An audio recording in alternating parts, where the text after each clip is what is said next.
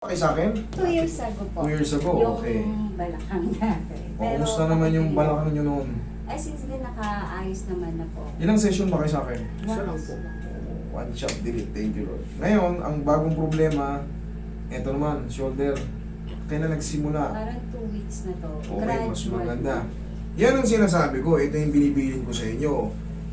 Unti-unti, parang nakakaramdam na kayo, 2 weeks consistent, ipacheck nyo na. Kasi sa mga susunod na linggo, baka yung naaangat-angat yung pasusunod niyan, pababa ng pababa hanggang sa, once kasi parang yung frozen shoulder na tinatawag, mas masakit na yung alignment, mas masakit na i-adjust.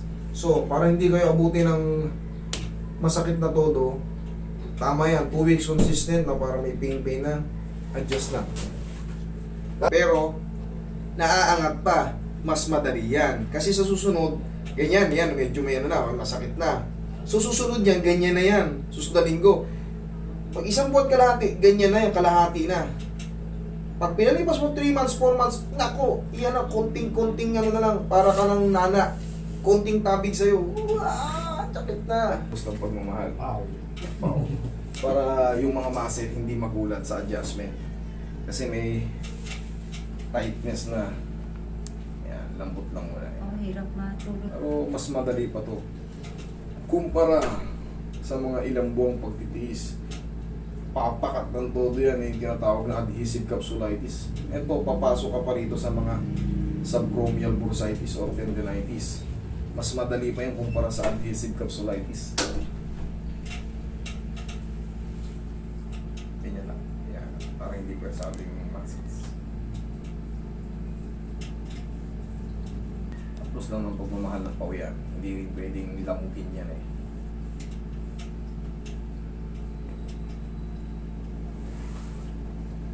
Okay. Pamewang. Kaya pong mamewang. Yan. Sige, pamewang. Yan. Okay. Tigas mo yung sikong po sa akin. Hindi ganyan. Yan. Sige pa. Sige pa. Okay. Thank you. Okay, relax na. Huwag lalabanan. Ay. Is lang ng konti. Kailan mo lang. Dagdag mo lang. Yan. Sige pa. Sige, hayaan mo lang masaktan ka ng konti. Okay, thank you. Yan naman. po. Sige lang.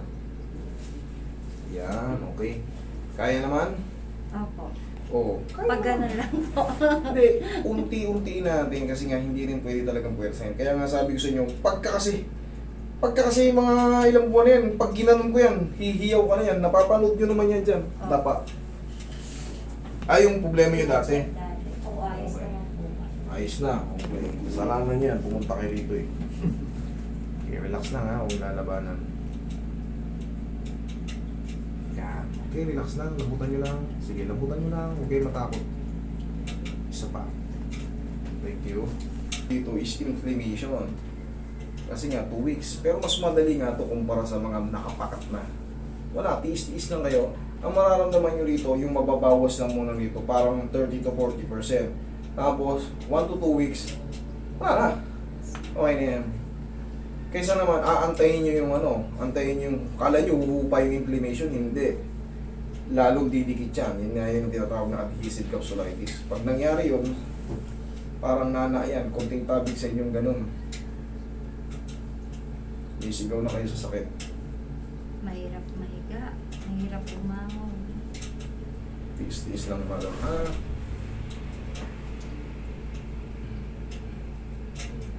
Eh, mataas naman palang pain tolerance nyo. Nagaganon-ganon ko na. Hindi ka nagsisisigaw. Okay ka lang. Opo. Ayos Wait. lang naman po. Kaya ko po yun. Kaya, o. Isa pa, last na to. Huwag lalabanan na. Masakit sa dibdib. Nasasaktan kayo sa dibdib? Dito po siya kasi tumalakad. Hindi, ngayon. Pagka na yan ang ganyan, hindi naman. Yung naipit lang. Pag naiipit. Opo. Kailangan nating tiisin, ma'am eh. Saglit lang naman to. Okay, relax lang. Thank you. Masakit yung dibdib nyo, hindi naman. Ganito po kasi siya. Pagka po babangon, lumalakad po yung pain. Hindi po, hindi nyo ako nag-gets eh. Wait lang. Ngayon po, masakit Oh. dibdib ko, hindi naman. Okay. ang base ang sinasagot nyo kasi ni ma'am, yung nararamdaman niya ina, yung sa araw-araw na gano'n. Okay, hindi, yung sa adjustment po ma'am, ano muna. Ayos. Tinatanong ko lang po muna yung pag ina-adjust ko po, kung, kasi maaari natin palitan yung position pagka nasasaktan kayo sa ano. Gawan pa natin ng ibang diskarte para habang nag-therapy tayo, bearable nyo. Ayoko rin kasi yung sobrang pilipit nyo sa sakit. Ayoko rin mga maramdaman yun. Hanggat maaari, gawa natin ang way ng diskarte para kayang-kaya lang. Kumbaga na-align siya na mas kinaya. Hindi yung kailangan pang mamilipit ng todo o mahimatay. May i-upload kami po mamaya si Mami, matanda. Frozen shoulder. Tignan nyo, kinagat din ni Jollibee. Pero tignan nyo kung paano ko i-handle. Diyan, mapapanood nyo dyan. Ano na eh. Almost ano na eh. Kinuklaw na ni Jollibee. Kinuklaw na ni Jollibee pero ang tamang pag-handle nun, open na lang, open air.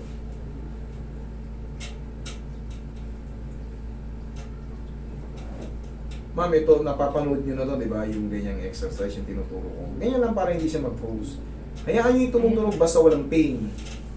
Basta walang pain, normal lang yun. Pero pagka tumutunog, sakit. Hindi pwede. Kanina may roughness.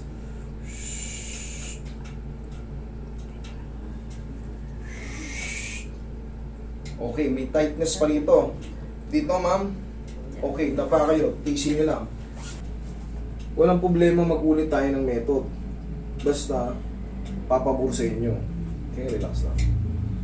Hindi kasi pwedeng sa bahay kayo, dapat, hindi pala ako naiya, sinabi ko. Hindi pwede, kailangan dito pa lang.